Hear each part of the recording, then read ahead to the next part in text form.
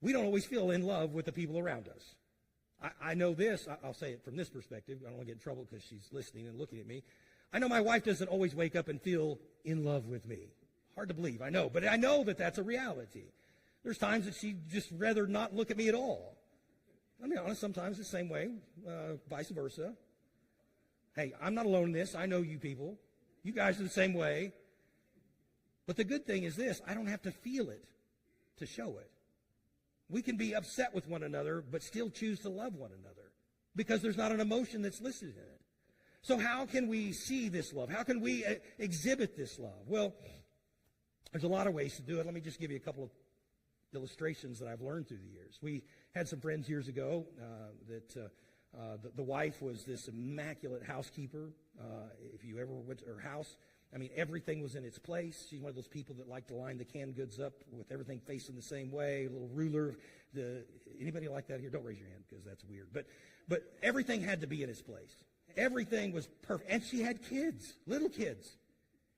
And so she had this immaculate house, and honestly, I'm just like, I don't know how she does all that. Well, later, having conversations, one of the conversations that came about of that was she realized through the years she spent all this time and all this energy making sure everything was in its place at the cost of having a relationship with her kids. And she left this wake of carnage with these expectations, missing the moment of being able to be there with her kids and loving them. In other words, here's what I'm saying, is what she learned was this.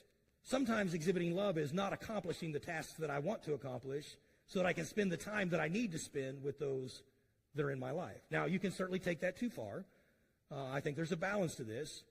But simply saying this, sometimes it means sacrificing the things I want to do to invest in the people that I need to invest in. Another way you can exhibit this kind of love is being willing to forgive someone that you have every right to be angry with.